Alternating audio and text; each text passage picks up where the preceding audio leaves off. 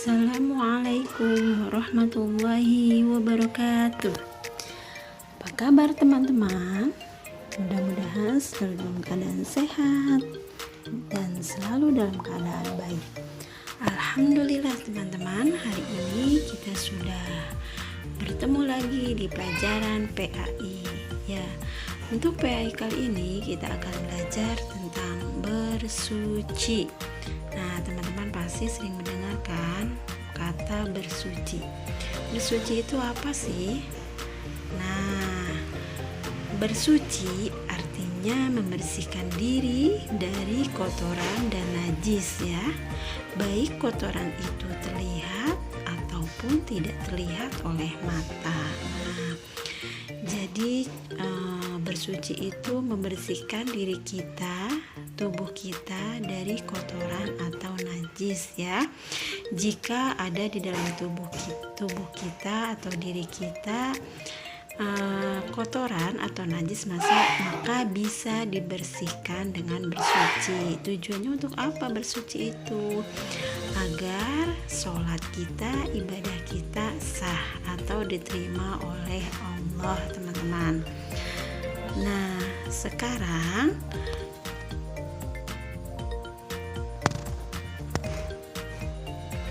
ya, yang termasuk bersuci itu adalah 1. Mandi, 2. Wudhu, 3. Istinja, dan yang keempat adalah tayamum.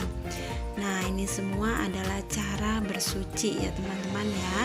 Nah, pengertiannya yang tadi sudah Ustazah bacakan tentang cara bersuci, yaitu yang pertama adalah mandi.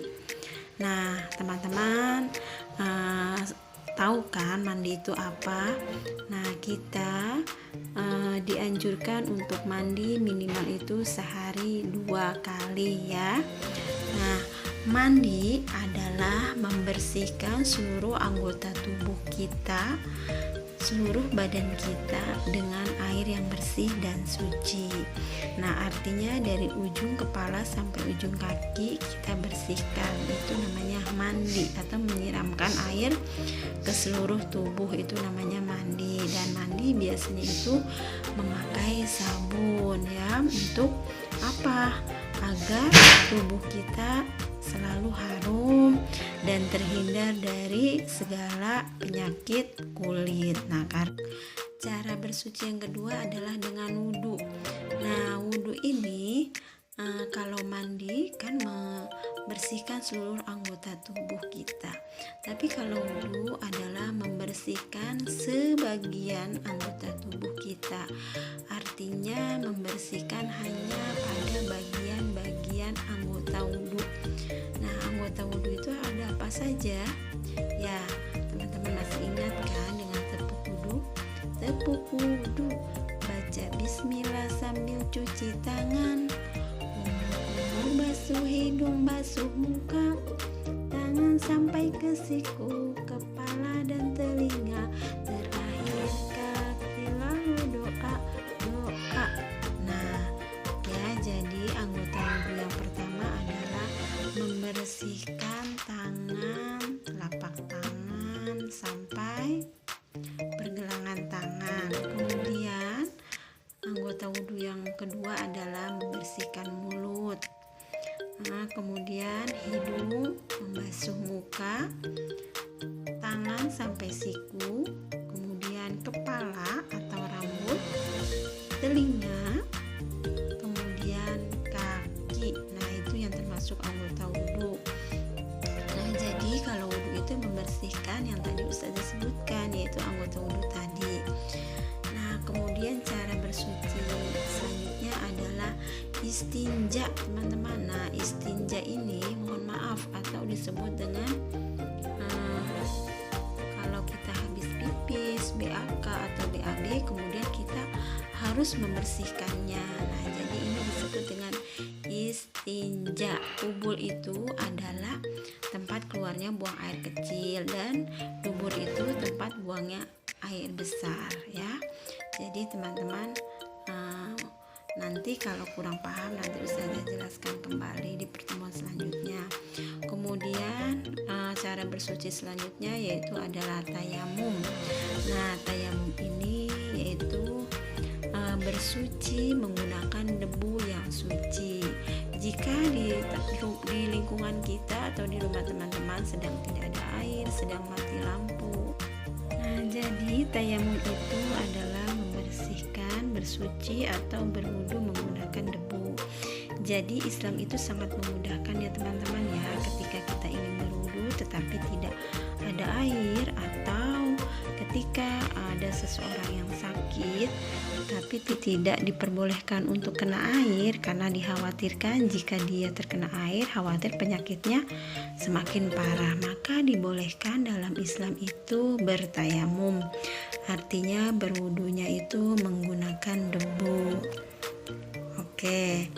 Nah, jadi teman-teman, bersuci ini sebelum melaksanakan sholat kita harus bersuci ya dengan cara berwudu atau tayamum, karena jika kita tidak bersuci terlebih dahulu maka sholatnya tidak sah atau tidak diterima oleh Allah. Nah, jadi tidak ada alasan ya teman-teman tidak berwudu sebelum sholat. Kalau tidak boleh kena air, boleh melakukan tayamum. Oke, nah selanjutnya adalah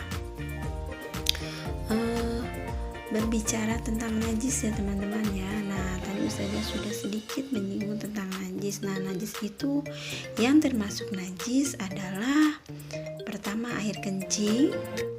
Nah, jadi air kencing manusia, air kencing hewan itu sama saja termasuk najis. Kemudian kotoran binatang dan kotoran manusia, muntah, darah, air liur anjing atau gogok, nah itu termasuk najis ya. Jadi ketika kita akan sholat, kita harus membersihkan terlebih dahulu jika di dalam lingkungan sholat itu ada najisnya, misalnya ada air kencing atau ada kotoran binatang, maka kita harus membersihkan terlebih dahulu.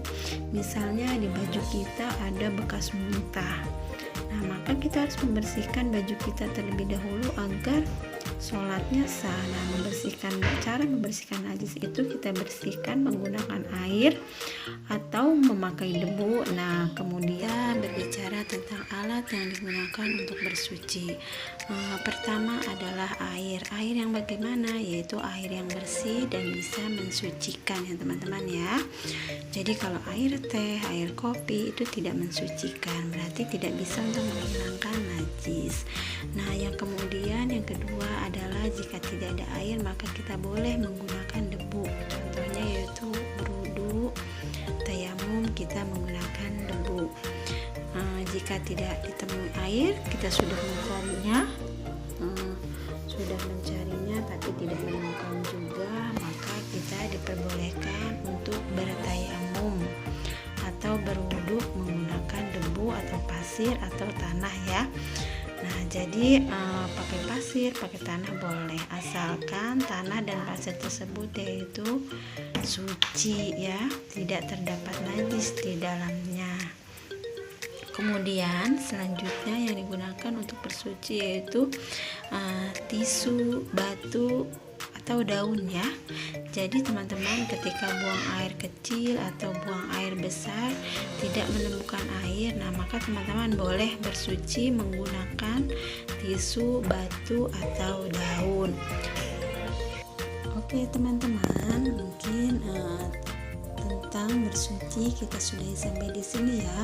Mudah-mudahan teman-teman ingat dengan apa yang Ustazah sampaikan hari ini, mudah-mudahan bermanfaat ya untuk kita semua. Oke, kurang dan lebihnya Ustazah mohon maaf ya teman-teman ya. Nah, jadi di sini sangat penting sekali ya untuk selalu menjaga kebersihan, untuk selalu bersuci dalam setiap melakukan ibadah. Nah, karena Islam ini sangat menganjurkan untuk selalu hidup bersih. Sebagaimana kita tahu hadisnya, yaitu at-tahuru syatrul iman, ya, bahwa kebersihan itu adalah sebagian daripada iman. Nah, jadi kalau kita orang Islam, maka kita wajib selalu menjaga kebersihan karena Islam itu sangat mencintai kebersihan. Oke, saja sudahi ya. Wassalamualaikum warahmatullahi wabarakatuh. Terima kasih teman-teman. Tetap jaga